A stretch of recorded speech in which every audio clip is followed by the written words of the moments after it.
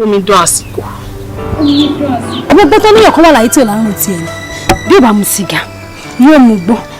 Bí ò mu gbọ́, àjòbí. Aṣíwájú rere gbọ́dọ̀ jẹ́ òkúta. Mo ti wá ṣetán báyìí láti jẹ omi dùn àsìkò. Ẹlẹ́gbẹ́ rẹ̀ dànù jàre.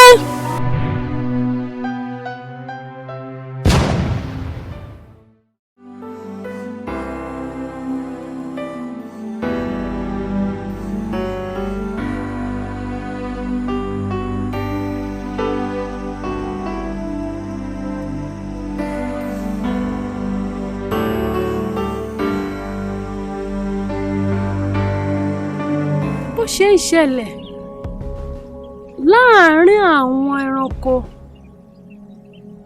ló ń ṣẹlẹ̀ láyé àwọn kòkòrò náà. Emirin ó kéré lójú aláfojúdi, ó pọ̀ lọ́gbọ́n lójú ọ̀jọ̀gbọ́n ènìyàn, kò ní fúnni lára pọ̀ wọ́n ṣe ni ní jàǹbá. Ó ti bójú ọjọ́ mulẹ̀, àsìkò tó rọ̀ lọ́rùn láti jẹni, ajẹni pẹ̀lú sùúrù,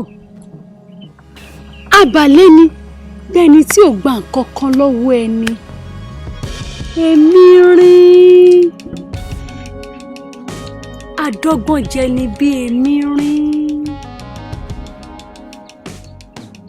Hello, Chief. Ẹ káàsán sir. Orí ń fọ́ mi, inú náà dẹ̀ ń kan mí.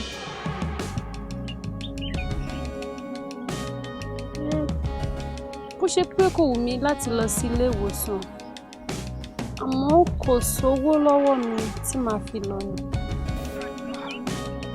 Ẹ ṣé gan-an ni olóyè. Ẹ ṣé, mo dúpẹ́, màá máa retí. Ẹ ṣé gan-an.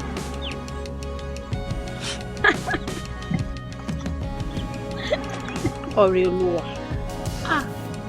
Ọlámídé. Báwo ni?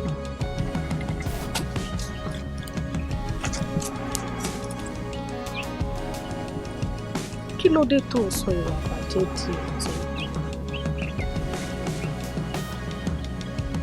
Tó sọ àìdá di ẹ̀tọ́?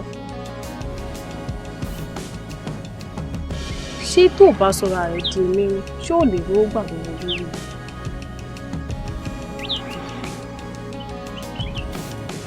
Ọmọ aráyé fi ọmọ odó gba ohùn lẹ́nu odó. Wọ́n fi ọmọ lọ gbóhùn lẹ́nu ọlọ. Gángan wọ́n fi gbóhùn lẹ́nu. Kí ni ìtumọ̀ gbogbo àsàmọ̀ tó ń pa fún mi báyìí? Ọlámídé, gbogbo nǹkan tí ò yé o nípa mi máa jẹ́ kó yé mi lónìí.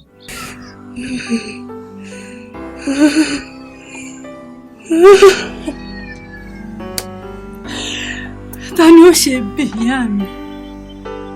Ìyá alábàárò ọmọ. Ta ni ó ṣe bí ìyá mi? Alágbo àrẹ̀mọ, ọlọ́jà àbíyè. Ta ni ó ṣe bí ìyá mi? Ajípọ̀ mi tó tòrò, ajíṣe fíní nínú ìmọ́tótó. Ta ni ó ṣe bí ìyá mi? Màámi!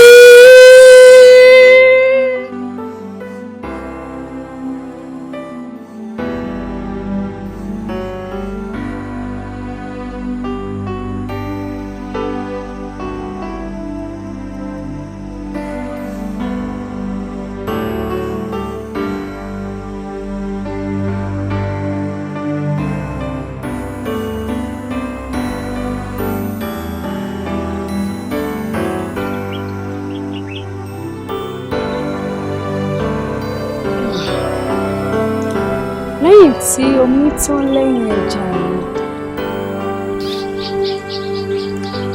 ìrètí pin, ọ̀sán àti kàwé mi ti já, ọ̀run wá dọ̀pà. Báwo ló wá ṣe rí ìwé kà?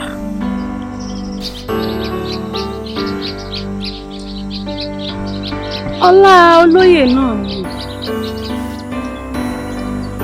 Ṣùgbọ́n ìfẹ́ tá a fàdìyẹ ò dé ní.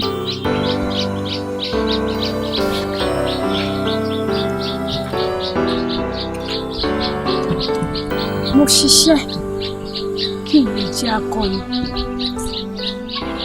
Mo jìyà kí n lè jẹ́ èèyàn.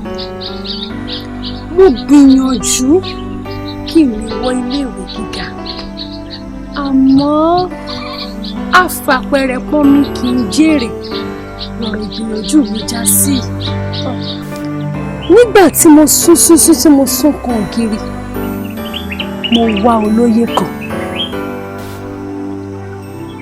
Ó wá olóyè kan. Ṣé ẹbí ẹ̀ ni olóyè ni?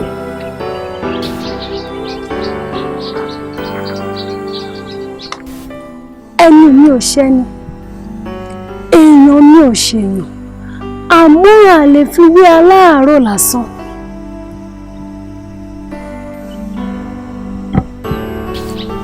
Ẹbí mi ló léyè, ṣùgbọ́n wọn ò mọ̀ gbà ló jẹ́ kí èmi náà lè mú wa. Kò sí ohun tó burú nínú ká béèrè ìrànlọ́wọ́ lọ́wọ́ ẹbí ẹni. Kò sí ohun tó burú ní tòótọ́, ṣùgbọ́n olóyè ń fi ẹ̀jẹ̀ sínú tí ìtọ́ funfun jáde ni. Lẹ́yìn gbogbo ìgbìyànjú àti ìrànlọ́wọ́ olóyè, wípé kí n rí ilé ìwé wọ̀.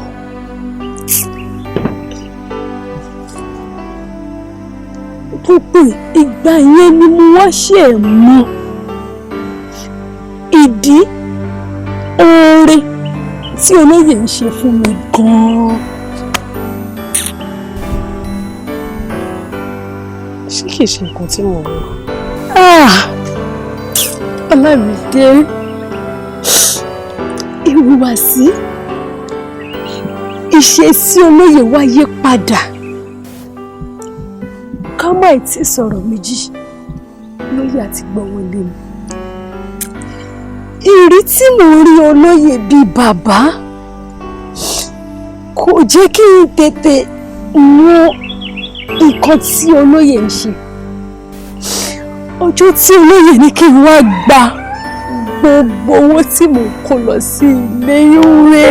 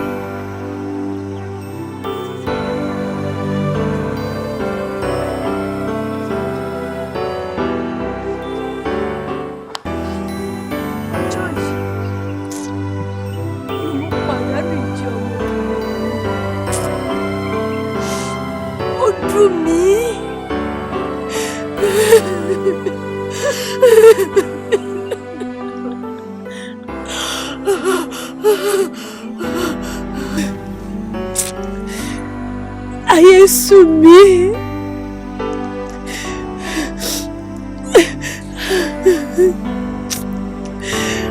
Ayé dúdú. Gbogbo ẹ̀rí bírímù.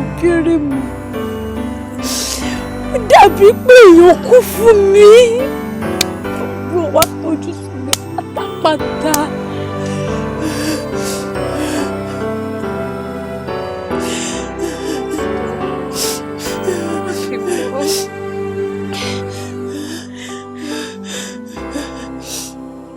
Alẹ́ ọjọ́ yìí kan ni mo wá rí owó tí olóyè ṣèlérí fún mi pé mo máa fi kàwé mi nínú àpò àsùnwọ̀n ilé ìfowópamọ́ mi.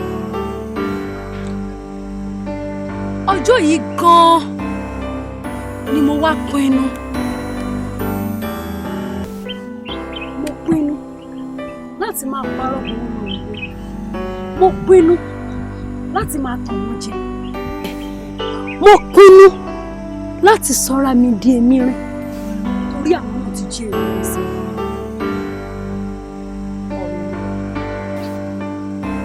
Tí Emirin bá jẹni títí tí ò tètè kúrò lójú ọjọ́, tí ẹni tó ń jẹ bá fi lè fura, ipa ìyá ni wọ́n máa ń parú wọn.